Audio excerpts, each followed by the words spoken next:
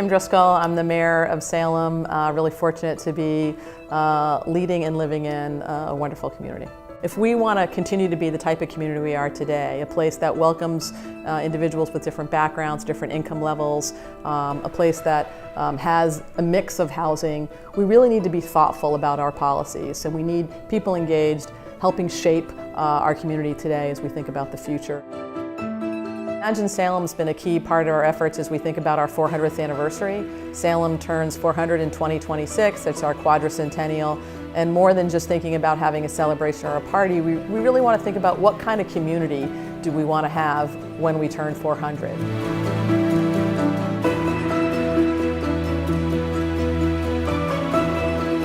The housing market in Salem is really changed quite a bit in the last 10 years as Salem has. Mayor Driscoll's tenure has been tremendous, and Salem just continues to improve and improve and improve.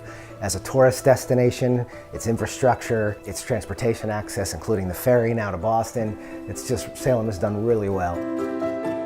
But as the city becomes more desirable as a cultural hub with its transportation opportunities, its waterfront access, all of its wonderful amenities, the things that are getting created are higher end. Higher end housing is what's getting built, not so uncommon for other communities around the Commonwealth, and it's becoming harder and harder for people to live there. So we're concerned about gentrification, and we're concerned about ongoing access for longtime Salem residents and workers in the community, especially in the tourism industry, to be able to live in Salem. What is considered accessible in Salem? You know, right now, if you're looking for a 2-bedroom apartment in Salem and you find it for $1,600, the heavens have opened and it's Christmas Day, right? Ideally, I would love to see a 2-bedroom apartment at $1,400. And the reason why I say that number is because $1,400 seems to be that number where if you're working a full-time job, you're not spending more than 50% of your paycheck in rent. If you're spending more than 50% of your paycheck in rent, soon enough you're going to find yourself in a position where you're asking yourself, well, what bill do I pay this month?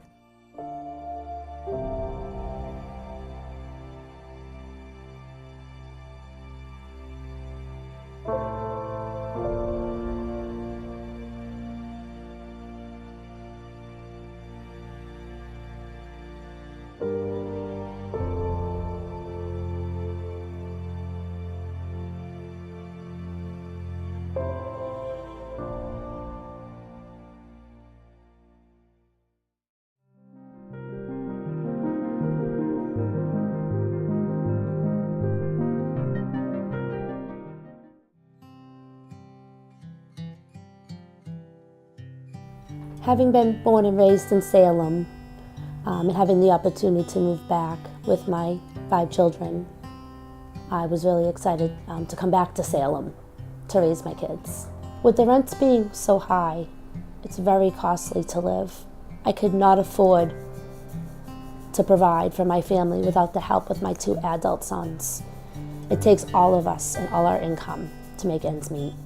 After being married for 20 years and then being out on my own, I had no idea the struggles I was going to face when looking for suitable housing for my 5 boys and I. I was faced with discrimination because we have a large family and landlords don't want that many people living in their property. Of course, I looked at all my housing resources and went online and filled out applications, went to local housing authorities, filled out applications there. Once again, how daunting when you find out how long the waiting lists are. I almost ended up homeless. There was a lot going on. It's made me stronger as a result. And I just kept looking and I just kept pushing and I just kept looking. And on the weekend of Easter Sunday, Pam, the landlord here in North Salem, called me and said, "Are you still interested?" And I said, yes. Then I find out months later, after everything settled, my 6-year-old got accepted to a school in Boston. Transportation's all set, everything's all set, that the landlord's financial situation has changed. And not to take it personal, but it became very personal because now the search was on again. And having been through the search prior, I knew there was nothing else out there. So once again, I persevered and pushed forward and checked those applications that are still years out, and trying to find a 3-bedroom, almost impossible. And if there are 3 bedrooms out there, they're so expensive, I can't afford them. I don't know if any of you realize the expense of moving into a new place is the equivalent to the down payment of a house. First, last, security, and sometimes even a realtor's fee. So anyways, the house went up for sale, and as I'm trying to maintain the house, take care of the children, work, and look for another place to live, this wonderful couple, hopefully, if everything goes well with the inspection, is purchasing the house, and we get to stay. But my neighbors upstairs aren't so lucky, because that's the unit that the owners want to occupy.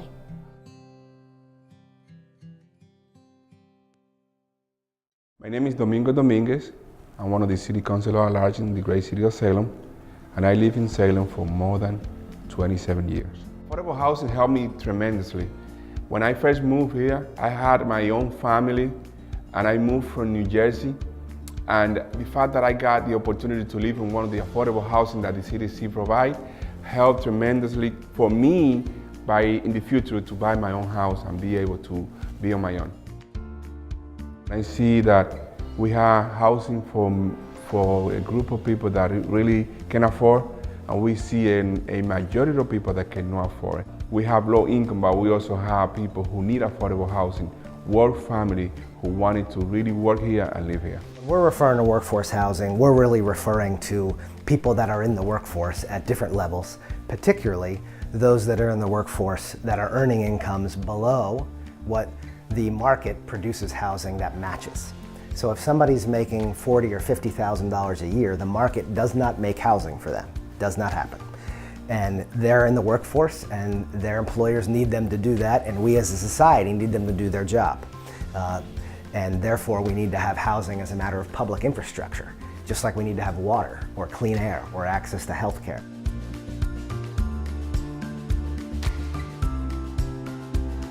What I love most about living in Salem is the sense of community. I feel like I get the chance to meet a lot of people in the community and develop meaningful relationships and connections with them. Also, as a teacher at the local high school, I get the opportunity to engage with my students in a way that's outside of the classroom, which I think really deepens our connection and definitely makes our relationships a lot stronger. As I'm getting older, I want to purchase a home in Salem. As a teacher, it is difficult to find something that works with the budget that I have. When I came on the department in 1996, Salem was a lot different. The city was quieter. It was a more affordable place to live, including the entire region. Salem was a place you could still afford to buy a home. I bought a house in 1996 on an entry-level salary here at the Salem Fire Department. I'm not sure some of the new guys coming on the job could afford to do that as things are now in the city of Salem.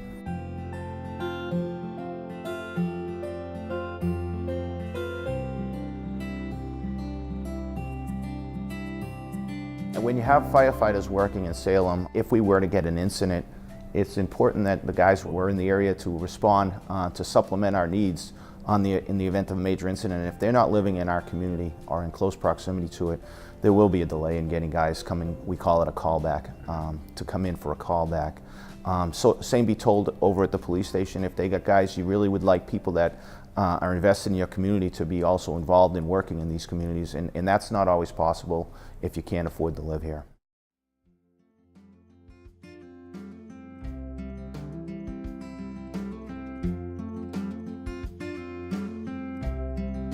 North Shore CDC's mission is to invest in neighborhoods to create thriving communities, and we think about improving the quality of life in historically low-income neighborhoods on the North Shore. Part of our other work, of course, is creating really dynamic public art.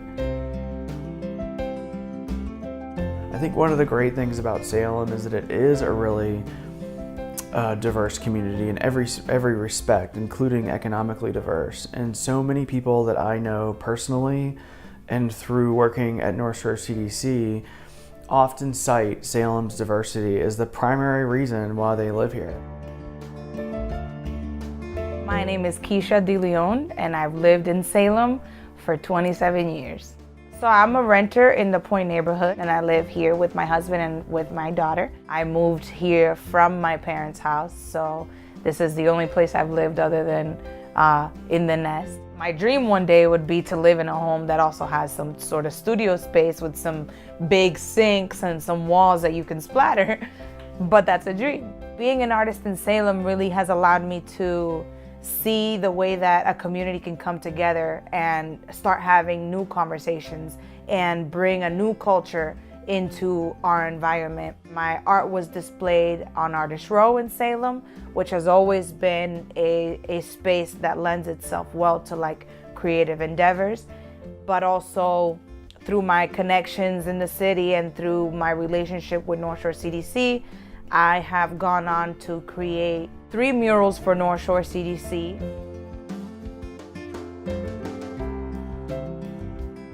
If I were to stay in Salem, it would be very hard because it's not a market that lends itself well to be able to buy when you're an entrepreneur, when you're a young family, or when you're a young person.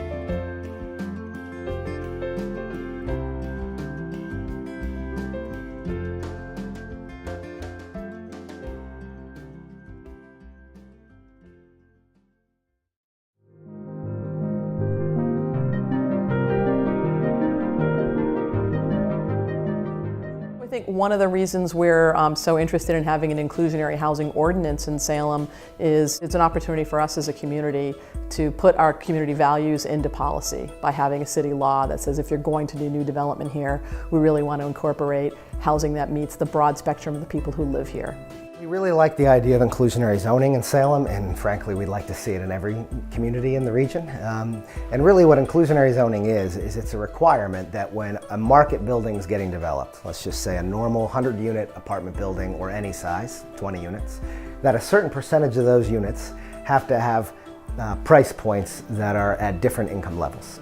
So it's a way of ensuring that there, as the tide lifts, as it were, right, as market development is being made, that there'll be opportunity and access for different people who do different kinds of jobs, and that we're not just building housing for people that are earning more than $100,000 a year, but that we're also building housing inside those structures for our teachers and our restaurant workers and people that take care of the landscaping. And tend the bar and serve the coffee and all different kinds of folks. The challenges of building affordable housing are several. One is the cost of land and the availability of land. As a city that's 8 square miles, we're fairly dense and fairly built out. 2 is the cost of construction. It's expensive to build housing. Anybody knows that if you're just trying to build a small addition on your own home. Those numbers multiply when you're talking about a ground-up construction. The cost of the permits, the cost of the land, of insurance, all of that gets passed on to the buyer. The longer the project takes to build, the more costly it is, which is why we're seeing all of these prices astronomically high. You know, if you take a look at the Salem market year over year for residential sales, we went up 7% year over year. 7% on an average sale price in Salem. Wages don't even begin to skim that. Other than inclusionary zoning, the way that we can create affordable housing options would be to create accessory dwelling units. This is something that not every, but many buildings and homes can accommodate what we all think of as an in-law apartment. And those create wonderful options, not only for the proverbial elderly mother-in-law, but also for the 22-year-old who can't afford to rent a 1-bedroom apartment.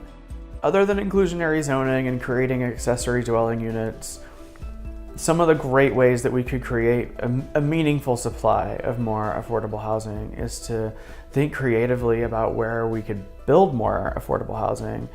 Where that has to start in any city that is serious about this is prioritizing municipally owned sites to create affordable housing. We have to say affordable housing is a critical priority for the community, and therefore we're going to prioritize that outcome as what we want on any one of those sites. Otherwise, affordable housing will never be created in any real way.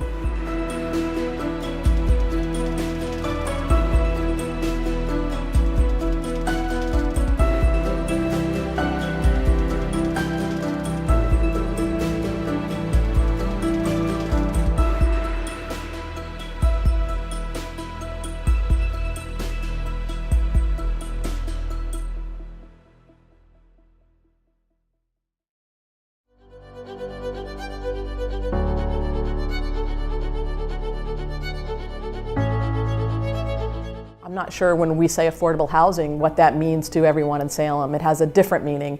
For us, when we think about affordable housing and income levels, we're talking about teachers and entry-level professionals who just are being outpaced by what it costs to live here. I think that we need to really work on educating the public, because affordable housing is not something that just affects those people. If you don't have affordable housing options for every element of the population, it could work against us in the future.